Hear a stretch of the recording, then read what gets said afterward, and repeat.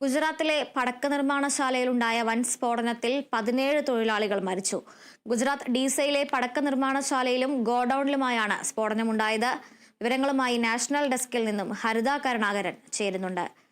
ഹരിത, 17 പേരുടെ ജീവൻ എടുത്ത ഒരു സ്ഫോടനം എന്ന് പറയുമ്പോൾ അതിന്റെ വ്യാപ്തി വളരെ വലുത് തന്നെയാണ്. എങ്ങനെയാണ് ഈ ഒരു സ്ഫോടനം ഉണ്ടായത്? പടക്കം നിർമ്മിക്കുന്നതിനിടയിലുള്ള അശ്രദ്ധ മൂലമോ ഈ മരുന്ന് മറ്റ് പ്രതിപ്രവർത്തിച്ചോ ആണോ? എങ്ങനെയാണ് സ്ഫോടനം ഉണ്ടായത്? കൂടുതൽ വിവരങ്ങൾ എന്തെല്ലാമാണ്? അതുല്യ, സ്ഫോടന കാരണം കൃത്യമായിട്ടും വ്യക്തമായിട്ടില്ലെന്നാണ് ഈ മണിക്കൂറുകളിൽ പറയാൻ സാധിക്കുന്നത്. ഗുജറാത്തിലെ ഡീസയിലാണ് സ്ഫോടനം ഉണ്ടായത്. രാവിലെ 9:45 കൃത്യമായി പറയുകയാണെങ്കിൽ അവിടെ ഇങ്ങനെ ഒരു സ്ഫോടനം ഉണ്ടായത്. തുടർന്ന് ആദ്യഘട്ടത്തിൽ 6 മരണങ്ങളാണ് സ്ഥിരീകരിച്ചിരുന്നത്. തുടർന്ന് ഈ തീ നിയന്ത്രണ വിധേയമാക്കിയ ശേഷം നടത്തിയ തെരച്ചിലിലാണ് മരണസംഖ്യ ഇത്രയും കൂടാനുള്ള ഒരു സാധ്യത ഉണ്ടായത്.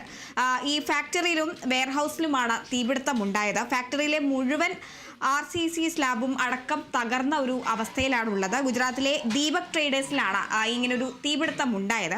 ആദ്യഘട്ടത്തിൽ 6 മരണങ്ങളാണ് ഉണ്ടായത്. ഇപ്പോൾ നിലവിലെ സംഖ്യ അനുസരിച്ച് 17 നിന്നും ഇനിയും ഉയരാനുള്ള ഒരു സാധ്യത ഉണ്ടെന്നാണ് കണക്കുകൾ വ്യക്തമാകുന്നത്.